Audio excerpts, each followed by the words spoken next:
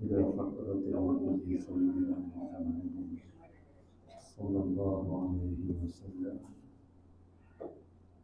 وآله الكرام وأصحابه الأعظم وإلى مشايخنا والمسلمين أجمعين، خصوصا إلى والدينا وأولادنا وأسرتنا وقرابتنا أجمعين،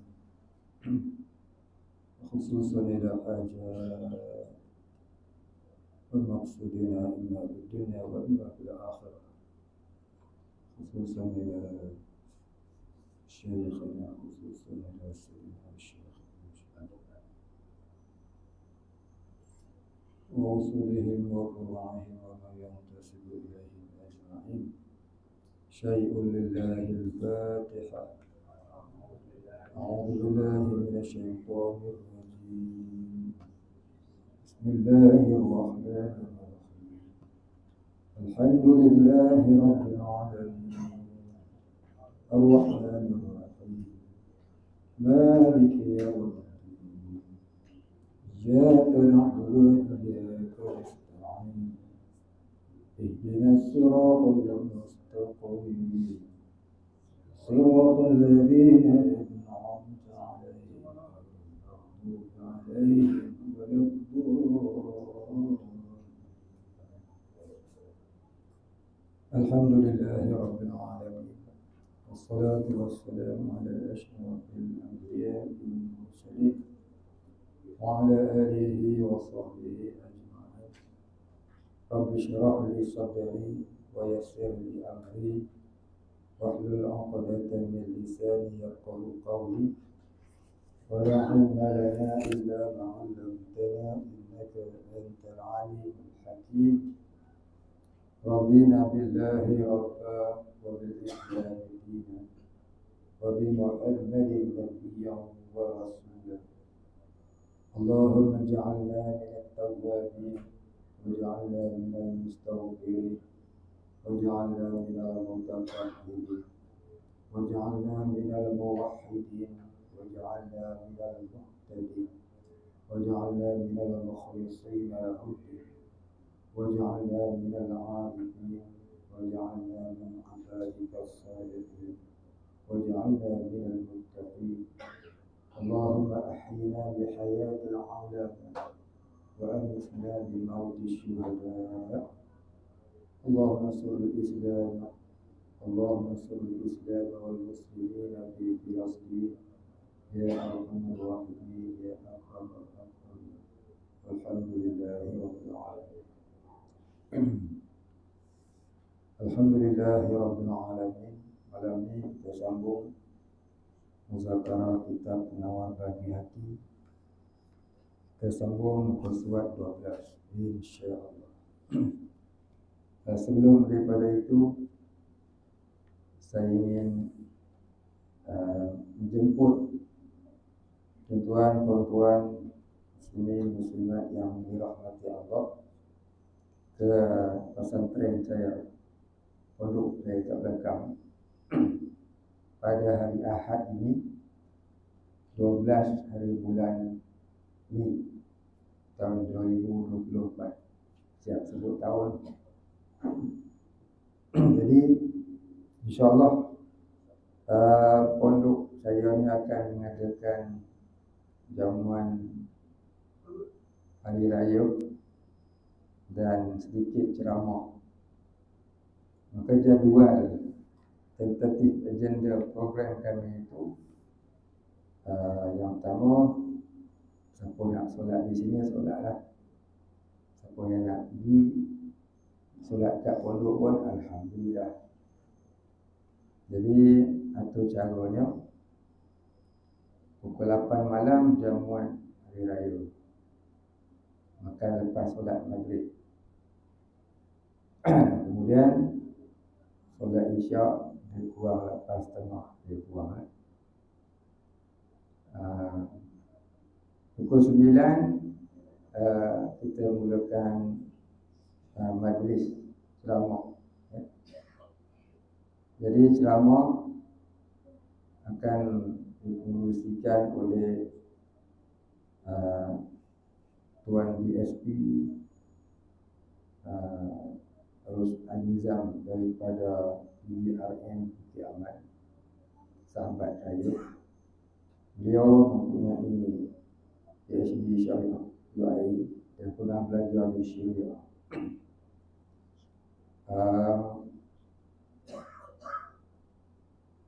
Kemudian ceramah pertama adalah mantan Timbalan Mufti Negeri Sembilan yang sekarang ini menjadi Imam Besar Masjid Besi Putrajaya yang juga pernah mempeluk saya boleh masuk di Sembilan, boleh buka kuliah ni, rekomen dia ni. Banyak bantuan dia dekat saya. Jadi dia anggap saya pun anggap dia macam dia bagi apa, insyaAllah. Kemudian ceramah yang kedua oleh yang berhormat Datuk Rosli. Datuk Rosli ni dia sekarang SUK Pulau Pinang, Jurusuruh Kerajaan Negeri Pulau Pinang, yang juga penasihat perlu banyak membantu pondok sampai tertegak lah, lebih kurang lah begitu. Dan Datuk Rosli ni orang kampung saya, orang Perak. Jadi sama-sama kami juga ambil tarekat dengan almarhum Tuan Guru Syekh Muhammad Isa Sallallahu. Dan dia pesan kami berdua ni kena berkawan sampai mati. Alhamdulillah kawan dia hari ni. Jadi tuan-tuan yang dirahmati Allah, saya menjemput dengan segala hormat ialah tuan-tuan perempuan muslimat, insya-Allah 12 bulan ni tahun 2024. Kemudian 2 minggu lepas tu ada lagi satu ceramah di pondok je. Tarikhnya belum tentu. Cuma 2 minggu atau 3 minggu. Nanti saya beritahu balik. Ceramah oleh seorang sahabat saya juga. Dia dulu ni saya mengajar kat rumah dia 3 tahun. Daripada tahun 2016 sampai 2019. Jumpa Covid berhenti. Ngam-ngam kitab lagi, kitab Tauhid. Beliau ialah Dr. Abu Bakar yang pernah bertugas di Bahis, Bahagian Hal Ehwal Agama Islam Selangor, yang pernah bertugas di Jakin, dan tugas akhirnya ialah CEO TV Hijrah. Yang ada bencin lah. Jadi pelik sikit, orang nak pergi Datuk tak mau. Orang nak pergi Datuk dia tak mau, dia tolak. Dan saya pun dia kata lepas pencin saya nak rehat. Tak mau orang mencari saya. Dan sekarang dia berjumpa. Di mana-mana aku berjumpa. Warok dia. InsyaAllah nanti ceramah yang selanjutnya itu saya akan beritahu semula tarikhnya sebab belum kumpul. Jadi insyaAllah tuan-tuan dirahmati Allah, kita sambung kitab kita. Buku surat 12 tadi ya. Perenggan yang kedua. Qala musannif wal muallif rahimahullah ta'ala wa nafa'ana bihi wa bi'ulumihi wa barakatihi amin ya rabbal alamin. Qala musannif, dan ketahui olehnya bahwasanya lidah itu sebaik-baik anggota dan sebesar-besarnya daripada kejahatan. Mudah-mudahan itu sebanyak-banyak anggota dan sebesar-besarnya daripada kejahatan. Maknanya lidah kita ni adalah yang paling banyak buat dosa. Dan yang paling banyak di antara segala anggota, yang paling banyak mengumpulkan maksiat. Dosa ni hasil maksiat. Diri kejahatan tu namanya maksiat. hasilnya zanbun, yakni dosa. Balasannya azab, yakni siksa. Maksiat tu diri kejahatan. Hasilnya zanbun, yakni dosa. Maka balasannya azab, yakni siksa. Maka maksiat tadi terbahagi kepada dua. Yang pertama dinamakan mungkar. Yang kedua dinamakan fahsya. Apa dia fahsya? Apa dia mungkar? Fahsya ialah segala jenis maksiat yang berunsurkan seksual. Apa jugalah mengorat, berzina, berliwat, dan apa saja yang berkaitan dengan nafsu syahwat yang berunsurkan seksual itu namanya fahsya. Apa dia mungkar? Mungkar ni segala perkara yang selain daripada fahsya yang dilarang Allah. Itu namanya mungkar. Baik. Jadi mungkar ini dalam bahasa kita disebut tegahan ataupun larangan. Ada satu malaikat namanya mungkar. Yakni malaikat yang menyoal mengenai amalan-amalan kita. Mula-mula dia katanya dia khilaf ulama. Setengah ulama dia kata mula-mula ditanya ialah siapa Tuhan kamu. Maka ini yang paling masyhur di kalangan ulama ahli sunnah wal jamaah. Dia tanya mula siapa Tuhan. Ma rabbuka. Maknanya apa dia? Dia tanya tauhid dulu. Dia tak tanya hang anak bapa. Dia tanya siapa Tuhan kamu. Maknanya kita ni kena memperkemaskan tauhid sebelum kita mati. Dalam Quran dia kata wa tazawwadu fa inna khairu zadi taqwa. Sediakanlah bekalan, sebaik-baik bekalan itu ialah bekalan takwa. Jadi punca nak jadi takwa kena benar tauhid hingga jadi muwahhid. Tauhid maknanya keesaan. Dikehendaki dengan tauhid itu ialah bila kita belajar ilmu tauhid hingga jadilah muwahhid. Apa dia muwahhid? Iaitu orang yang benar-benar mengesakan Allah. Muwahhidun isim fa'il. Orang majinahu dia fahamlah muwahhidun isim fa'il. Maknanya orang yang benar-benar mentauhidkan Allah. Kalau tauhid itu isim masdar. Bukan? Baik, habis.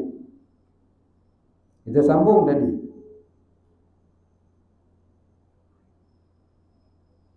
Jadi dosa-dosa tadi di antara banyak-banyak anggota. Yang paling banyak buat dosa ni lidah. Itu punca banyak dosa. Duduk saja-saja ya, tak mumpat orang sebelah. Habis pahala-pahala dia tu. Baru bayar insya tadi beli penyasakan. Balik-balik pergi kedai kopi kan. Kau tahu tak orang sebelah. Dia mula buat statement. Rupa polis. Habis gugur pahala. Tadi zikir itu. Pasal apa? Ni lidah. Lidah pun cukup susah nak jaga tuan-tuan. Ya. Baik, habis. Maka lazimkan olehmu, yakni wajiblah olehmu. Lazim maknanya wajib. Lazim ni dalam bahasa Arab maknanya wajib. Dalam bahasa Melayu lazim maknanya kebiasaan.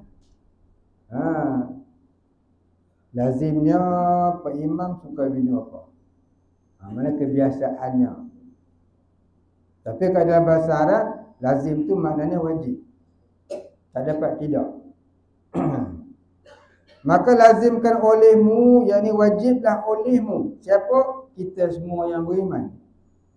Akan memelihara lidah. Dan tiada menolong akan dikau atas sejahtera daripada kebinasaannya, melainkan mengasingkan diri daripada manusia. Yang hendaklah banyakkan diri beruzlah. Kalau kita rasa kita ni payah nak jaga lidah, lidah ni kalau buka ya kena embuh orang. Buka ya kena temberang orang. Buka ya mesti jadi dosa. Maka eloklah kalau lagu tu, alaikum bil uzlah, kata Imam Ghazali. Ya. Kata Imam Ghazali, siapa tak boleh jaga dirinya, terutama lidah, daripada terbuat dosa dan maksiat, alaikum bil uzlah. Hendaklah kamu mengasingkan diri. Ini mengasingkan diri daripada manusia yang boleh mendorong kamu melakukan dosa.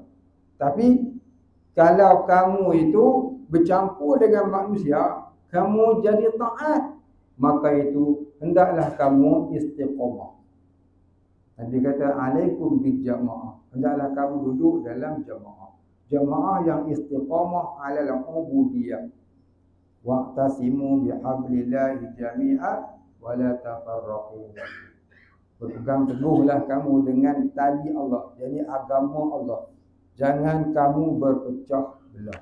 Maknanya kalau kamu dah berpegang teguh dengan Quran dan hadis, jangan kamu bertanggalan lagi dengan dia. Jangan bercerai lagi dah. Ya, istiqamah sampai mati. Baik, habis. Dalam kitab tasawuf yang lain, dalam kitab Durun Nafis, dia kata, siapa yang benar-benar nak membersihkan diri, seperti mana firman Allah Ta'ala, innallaha yuhibbut tawwabin wa yuhibbul mutatahhirin. Sesungguhnya Allah Ta'ala mengasihi orang yang bertaubat dan yang membersihkan diri. Nak jadi orang yang bertaubat dan membersihkan diri bukan senang, susah, kalau tidak dengan pertolongan Allah. Maka pada pihak kita, kata ulama tasawuf, hendaklah buat 4 perkara. Dulu kita dah sebut dah kan. Yang dah sebut sini kita ulang lah. Apa dia? Yang pertama, hendaklah kamu lapar. Yang kedua, diam. Yang ketiga, jaga. Yang keempat, uzlah. Selalu kita sebutkan. Apa dia lapar? Lapar ni tidak makan selagi benar-benar lapar. Orang-orang sufi dulu dia makan sehari sekali je. Ulama tasawuf dia kata syarhut ta'am ra'sul khati'ah. Kata setengah ulama itu hadis. Kata setengah ulama itu bukan hadis, tapi kata ulama tasawuf. Tak apalah, mana pun dia fakta agama. Ya. Ra'sul khati'ah. Dia kata apa dia? Syarhut ta'am ra'sul khati'ah. Kepala kejahatan itu jahat makan. Jahat makan ni bukan makna kata minum arak ke, makan balik bayar ke, bukan. Itu memang, itu makan haram. Jahat makan ni maknanya kuat makan. Ya, kuat makan. Kejap-kejap nak makan. Kejap-kejap nak makan. Perut gergaji.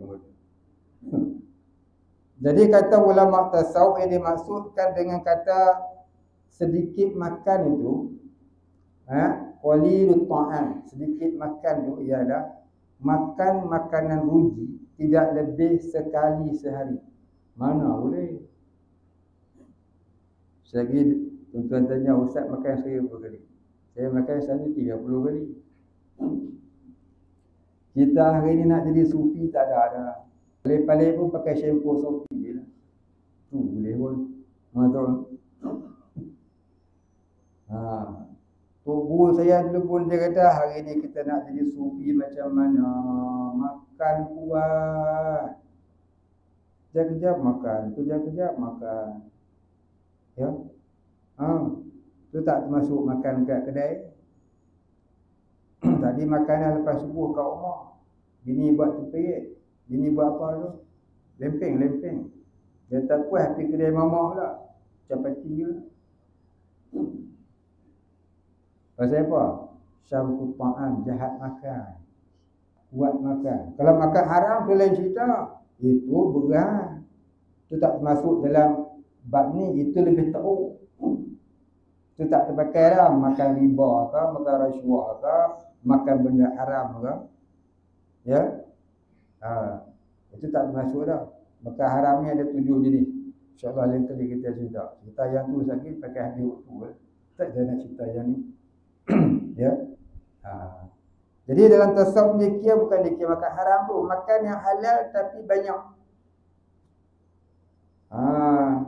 Maka dia kata wa alaikum bisiyami. Alaikum bisawmi. Hendaklah kamu berpuasa. Orang sufi dia puasa selang sana. Datuk Guru saya dulu dia puasa. Puasa hari-hari. Dia start puasa umur 50-an sampai dia wafat. Cumi. Dia puasa daripada umur 50-an sampai dia wafat. Saya pergi dia tahun 2003. Dia kata Pak Cu dah 30 tahun dah puasa. Dia wafat berapa tahun dah? Tahun lepas. 3 tahun lepas. Umur dia ada 3. Dia ada 3 surat beranak. Surat beranak yang pertama umurnya 80-an. Dia kurang 88 gitu lah. Surat beranak yang kedua umur dia 94. Surat beranak dia yang ketiga itu yang pertama lah. Umur dia 111. Tua pada Dr. Mahdi. Dr. Mahdi kawan dia. Cumi wali yang bagi. Allah ya. Dia kadang-kadang pakai ridak dia tu. Bayang dia marah. Baik tuan-tuan. Ini orang sufi dia tak heran kepada makan. Kita ni susah hati tak dapat makan. Dia orang ni takut pula kalau terlebih makan. Itulah tanda-tanda sufi. Kalau kita nak tahu kita ni sufi ke tidak, kita ada takut tak terlebih makan? Ataupun terlebih menyimpan harta. Ada takut tak? Kalau tak ada tu, tak ada. Saya tak ada, Abang Aisyah, dia kena mintanya. Saya kira mintanya pula, Abang Aisyah. Tentu ada. Yang kita ada apa? Takut tak cukup makan ke? Oh, ini gaji dah naik ni, barang naik dah pula. Kan? Jenuh kita nanti nak makan apa? Tapi bukan tuan-tuan, orang lain lah. Tuan-tuan tak masuk kita tu. Ini cerita saya lah ni. Kita kalau tak boleh makan susah hati. Tapi orang sufi, kalau dia makan terlebih dia susah hati. Ada harta banyak, dia kena perhabis. Ini orang sufi tuan-tuan. Betul kan ni? Saya nak buat cerita. Nak datangkan satu kisah sahabat Nabi namanya Abdul Rahman bin Auf. Saya cerita tak boleh tahu, saya lupa. Di mana saya cerita saya lupa. Makalah tua janggut putih. Kalau saya dah cerita dibuat sebagai ulang-ulangan. Kalau belum dibuat sebagai pengetahuan. Kalau lupa dibuat sebagai peringatan. Satu ketika Abdul Rahman bin Auf dia dengar ceramah Rasulullah. Nabi kata, orang miskin yang zuhud terlebih dahulu masuk syurga daripada orang kaya yang zuhud, jaraknya 500 tahun. Dia orang kaya tapi dia zuhud, masuk syurga, tapi lambat 500 tahun daripada orang miskin yang zuhud. Jadi apabila Abdul Rahman bin Auf ni tahu dengar ceramah Rasulullah ni, dia risau. Pasal apa? Dia harta banyak. Maka dia planning nak bagi bankrupt. Dia planning nak bagi bankrupt. Kita planning bagaimana nak tambahkan masyhur. Kan? Dia planning nak bagi bankrupt. Maka dia buat lagu mana? Dia masuk kampung-kampung, ladang-ladang kurma, dia beli kurma busuk yang orang tak mau. Kurma elok dia tak beli, dia beli kurma busuk yang orang tak mau. Dia beli pula harga mahal, sama harga dengan yang elok. Orang seronok lah orang. Pekat jual kurma busuk, lepas busuk buku habis. Dia timbang habis semua, bayar cash. Kuli dia kata apa? Okey kita ni apa hal? Nak bankrupt ke? Kan nak buat baja. Dan buat baja apa? Beli benda busuk sama harga macam kurma baru, kurma elok. Lama dia dapat banyak, dia pergi pasar. Dia buka perniagaan dia, jualan kurma busuk. Tu harga dia berapa? Harga dia sekali ganda daripada kurma yang segar. Kalau kurma segar harga RM80 sekilo hari ni, dia yang busuk dia jual RM160. Siapa nak beli? Dia senyum, orang tak beli. Dia senyum. Mudah-mudahan aku bankrupt, boleh masuk syurga cepat. Dia tak sedekah ke harta dia. Dia duk sedekah harta dia, tak habis-habis. Dia sedekah pagi petang bertambah. Sedekah petang malam bertambah. Sedekah malam dia suruh pagi bertambah. Orang percaya dengan janji Allah, sedekah tak akan bankrupt, sedekah tak akan miskin. Dia percaya, sungguh jadi kat dia. Kita tak percaya, betul tak ini? Jadi dah sedekah ni puas dah. Sampai sahabat ada kata, cukuplah Abdul Rahman, malam punya pun belum habis. Sahabat-sahabat dulu tak tamak macam kita. Cukuplah, mainlah masuk. Saya tak payah susah-susah. Boleh begitu tak? Tuan-tuan, yang kuli dia risau lah. Yang kuli dia risau dah. Bankrupt kita nak kerja apa? Bankrupt tapi kita nak kerja apa kita? Yang Abdul Rahman ni dia seronok lah. Ya aku bankrupt, seronok dah dapat dengan Rasulullah cepat sikit. Tiba-tiba datanglah satu kabilah Arab daripada mana tak tahu. Ini disebut dalam kisah asar sahabat. Ya, kisah betul ni, kisah asar sahabat dalam kitab hadis.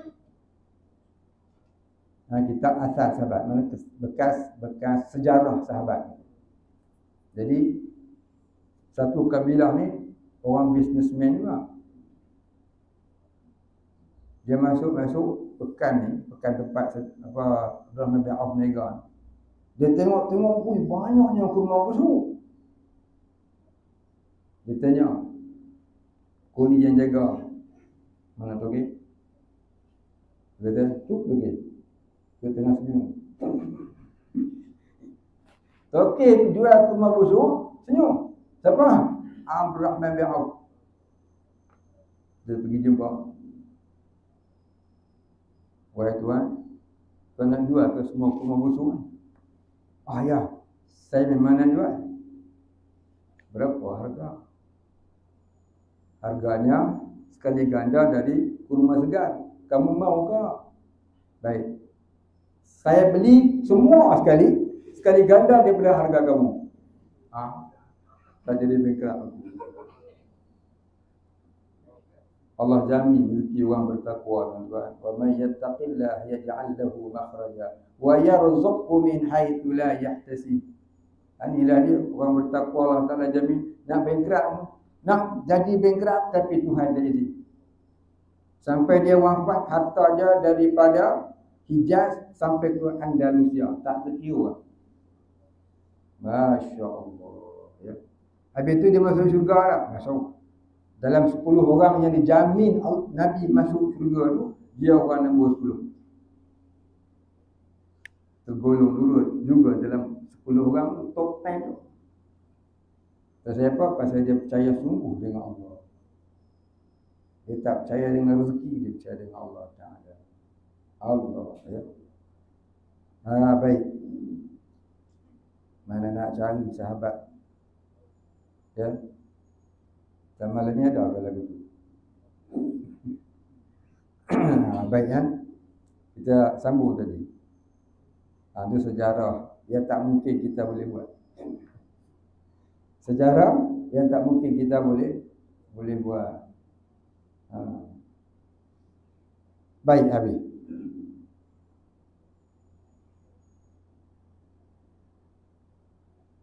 Dan mengekalkan diam. Saya dia kata uzlah, disebut diam kan. Dan mengekalkan diam melainkan pada ketika berhajat kepada berkata-kata, seperti belajar dan mengajar dan memberi nasihat. Belajar nak tanya tak apa. Mengajar sampaikan ilmu banyak pun tak apa. Ya, ataupun memberi nasihat. Bersembah oleh Muaz, yakni berkata oleh Muaz bin Jabal. Siapa Muaz bin Jabal ni? Itu seorang sahabat Nabi yang Nabi hantar dia jadi gubernur di sebuah negeri. Kalau tak salah ingatan saya, di negeri Bah dulu baru hujan, Bahrain. Dia Bah dulu baru hujan, kita hujan dulu. Satu negara yang pelik kan. Orang hujan dulu baru Bah. Dia Bah dulu baru hujan. Radiyallahu anhu. Apa kata dia? Kata Muaz tadi, hai Rasulullah, berpesan olehmu akan aku. Ini pesanlah kamu oleh aku. Maka mengeluarkan oleh Rasulullah sallallahu alaihi wasallam akan lidahnya yang mulia. Ini yang kita baca dulu. Dia bersabda, ia tahan olehmu atas engkau akan ini. Artinya lidah engkau yang seperti lidahku ini, hendaklah engkau tahan akan dia daripada berkata-kata dengan perkataan yang dilarang. Dan adalah Sayyidina Abu Bakar As-Siddiq radhiyallahu an memegang ia akan lidahnya dan berkata ia, inilah yang mendatangkan akan daku pada segala tempat kebinasaan. Berkata oleh syair, yakni penyair, luka dengan sebab lembing sembuh dengan mudah, tetapi tiada sembuh yang dilukakan lidah. Kita kata korang, mengumpat korang, tohmah korang, ya, nak pergi minta maaf kat dia senang, tapi dia yang menanggung. Bukan senang nak terubat. Ada satu kisah tuan-tuan zaman dulu, zaman salafus soleh. Ada seorang orang soleh ni, dia ulama yang soleh. Satu ketika dia ditohmah oleh seorang perempuan, mengatakan dia begian. Maka berlalulah panjang masa ulama ni duduk di dalam keadaan malu yang bersangatan disebabkan tuhmahan perempuan ini. Mungkin beberapa tahun. Satu ketika barangkali perempuan ni dia dah sedar, dah tua barangkali, takut mati, tak ada apa yang dibawa sebagai bekal mati. Rasalah nak pergi minta maaf dengan ulama ini. Maka dia pun dengan malu-malu pergilah ziarah ulama tadi, minta maaf. Dia kata, Tuan, saya nak minta maaf di atas tuhmahan yang saya buat ke atas Tuan. Tolong maafkan saya dah tua, dan esok lusa mati. Maka kata ulama tadi, dia kata, boleh saja aku maafkan kamu, tapi dengan syarat kamu tolong pergi beli kepada aku penyapu bulu. Nyapu bulu ayam kan? Kau tengok? Perempuan tadi seronok lah, penyapu bulu bukan apa sen dengan pun. Kalau beli penyapu dia maafkan aku, seronok lah dia. Pergilah dia pergi beli penyapu. Kita katalah jauh rumah ulama tu dengan kedai tu, ya, setengah kilometer, tak jauh pun dengan kilometer, baru 500 meter, kan? Langkah-langkah sampai ya. Jadi bila dia beli, buat bagilah pada Tok Syekh tadi. Dia kata, puan pergi semula ke kedai tu, kemudian puan tiap langkah puan buang satu gulayang. Sambil langkah sambil cabut buang. Sambil langkah sambil cabut buang.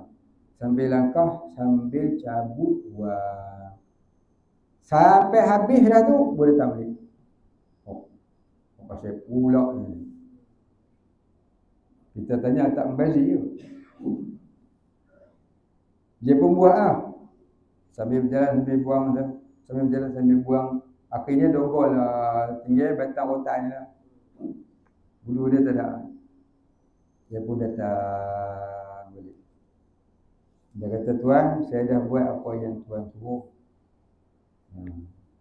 Baik wahai puan yang dirahmati Allah. Kalau saya suruh puan kutip balik bulu-bulu ayam tu, agak-agak boleh tak? Dia pening kepala. Janganlah suruh buat lagu tu. Nak kutip mana? Bulu ayam dibuang-buang, bukan kata nak kutip, dia terbang angin dah pun. Tak sampai New York ke mana dah. Nak cari mana? Dia puan tuan, tak mampu tuan. Tak boleh sekali-kali. Maka dia pun kata apa? Begitulah saya wahai puan. Puan datang minta maaf dengan saya. Dengan sekali ucapan, saya minta maaf. Dan saya pula boleh memaafkan puan dengan saya berkata, saya maafkan puan. Tapi bolehkah puan buang malunya saya selama bertahun-tahun disebabkan oleh lidah puan? Itu tamsil dia. Yang ulama ni dia nak ajar orang. Dia buat tamsilan, dia buat perumpamaan, dia buat cerita bagi kita tu fikir dengan panjang lebar. Supaya kita jangan buat salah. Kita boleh pergi minta maaf dekat orang. Pasal kita pernah tuhmah dia, fitnah dia, mengumpat dia. Tapi malu dia tu dah tanggung bertahun. Bolehkah dipulangkan balik kemuliaannya? Tak boleh lah. Barangkali 3 tahun, barangkali 10 tahun, tak boleh. Jadi sebelum kita kata ke orang, mengumpat ke orang, tuhmah orang, duk cerita orang yang kita tak tahu itu salah. Kalau orang kata kita macam mana? Kalau mulut kita ada rajin kata ke orang, itu bermakna orang kata ke kita. Senang dia sipir dia. Kalau kita ada rajin cerita warna-warni, bermakna orang mulut gitu yang kita. Tapi kalau kita ni orang yang benar, bercakap benar, tiba-tiba ada juga orang mengutuk ngaji kita, itu tandanya Allah menambahi pahala. Tapi kalau memang kita buat jahat, orang mengutuk keji kita sebab kejahatan, itu bermakna dosa kita tu berdouble-double. Beli rumah double story dah apa? Jadi tinggi. Tapi kalau double zambun, berganda dosa, ya, the double of sin. Oh, itu berat. Kita tanggung dosa yang kita tak buat, tapi dia naik jadi double. Apa nasib kita ni tuan-tuan? Nak pula orang yang kita buat salah sudah mati. Senang kita maaf. Lagu mana? Susahnya lidah tuan-tuan. Ya, susahnya lidah. Jadi macam mana kita nak buat? Imam Ghazali kata, minta tolong Allah. Ya Allah, aku nak jaga lidah tak mampu. tolong aku ya Allah. Ya bukan senang nak jaga lidah. Itu baru lidah. Mata lagi. Mata ni dia buat dosa slow-slow. Bukan dia bunyi pun. Kan? Untung orang bisu tak ada dosa lidah. Untung orang buta tak ada dosa mata. Tapi jaga-jaga. Kadang-kadang orang buta mata lebih pandai menipu daripada orang jelek. Kadang-kadang kepakaran dia. Dosa telinga belum lagi. Ya, masuk kereta tak dengar dandut tak jadi. Macam tak berjalan kereta. Betul? Betul? Betul ya? Jangan apa. Itulah dia. Tukarlah haluan telinga tu. Buka ceramah. Banyak sekarang. Tak payah belilah. Dulu ni nak dengar ceramah. Nak kena pergi ni tempat ceramah. Pasar malam. Jenuh cari ceramah. Ya. Siapa dia? Kiai Zainuddin MZ. Kan? Betul kena? Kau tengok? Ada orang? Oh sedap dia ceramah kan? Kiai Haji Syafi'i Al-Hazimi. Oh dia ceramah dia sedap. Orang Malaysia jangan sebut sensitif. Sebut Indonesia tak apa. Oh dia ceramah sedap. Jenuh Syafi'i. Kadang-kadang masuk pasar malam. Tak jumpa. Yang tamu ni apa dia? Bonnie M. Nak cari ceramah, jumpa Bonnie M. Beli Bonnie M. Kan? Itu dia. Tapi hari ni nak dengar ceramah tak payah, tuan-tuan. Kan? Touch dia. And go. Jumpa tu carilah nama siapa. Imam Muhammad Idlan. Ada. Cari dia jumpa. Nak cari ustaz apa, semua ada dalam dulu kan. Nak dengan tak nak. Tak main masjid pun tak apa. Dia duduk rumah tengok FB. Boleh tengok. Nak dengan tak nak mudahnya. Tapi itulah dia tuan-tuan. Dunia ni semakin mudah, semakin orang jauh dengan Allah. Rezeki mudah cari hari ni, tapi rezeki itu mudah pula pergi ke tempat lalai dan mungkar. Begitu juga mudahnya dengar ceramah, tapi dia terpesong tangan, dia nak tengok K-pop dia.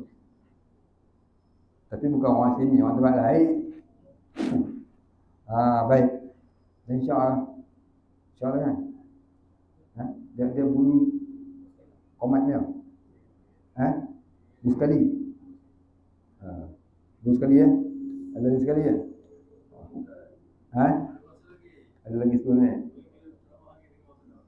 Saya boleh cakap lagi sejam. Saya takut tuan-tuan tahan ada makan tak? Itu masalah.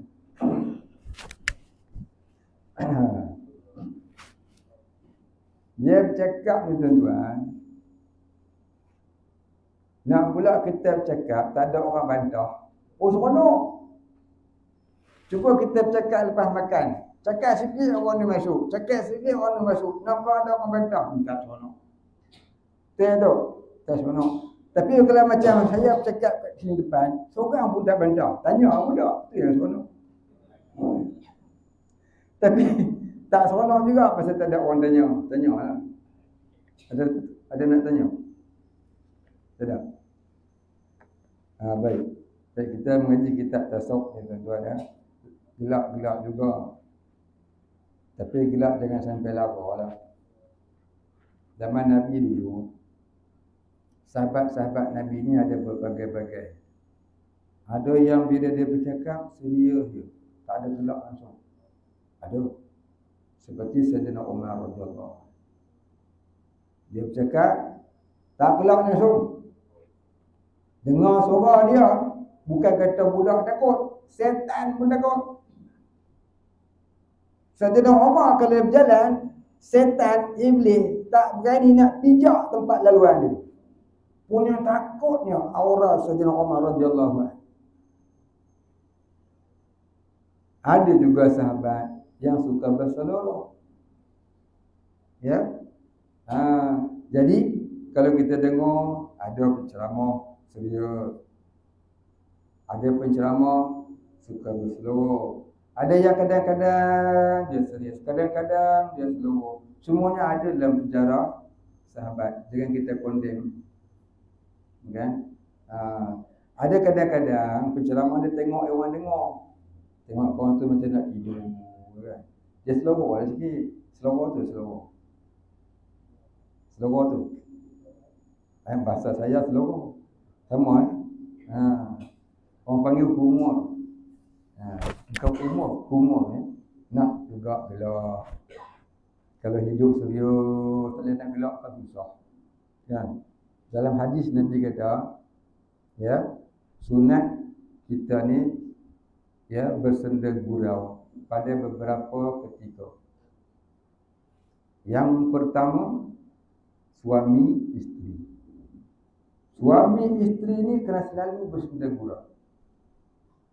Ada kita buat? Susah. Pasal apa? Lama duk tengok boleh.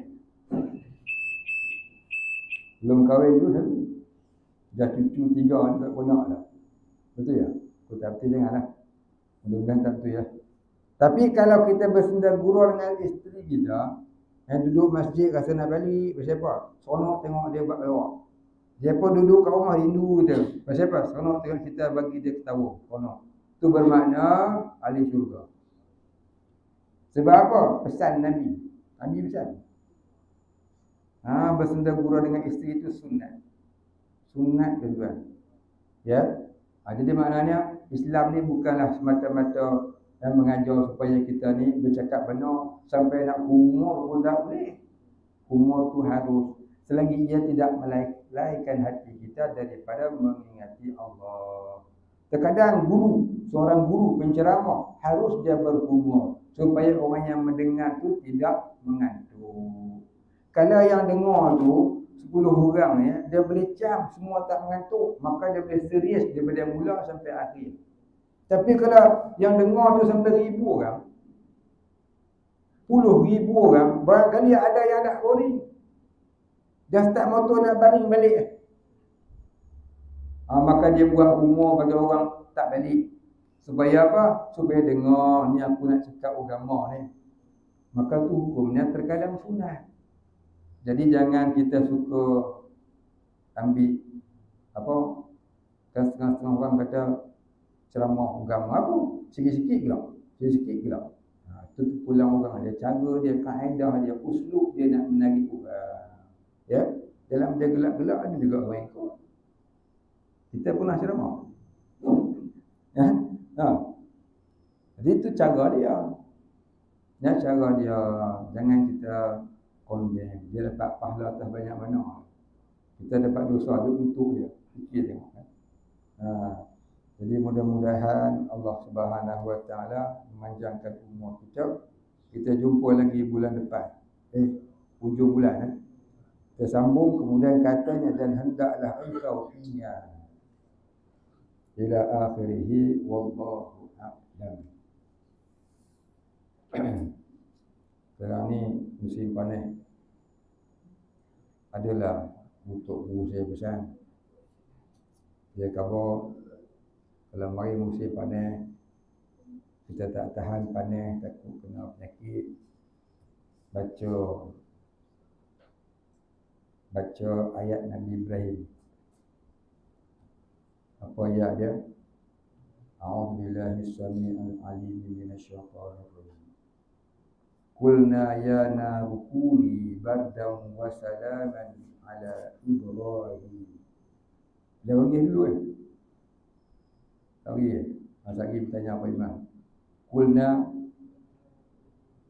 berkatalah kami, kata ya nar, wahai api, rukuni bardan, Jadi kuni bardan, jadi olehmu sejuk, wa salaman, dan jadi sejahtera, ala Ibrahim, ke atas Nabi Ibrahim.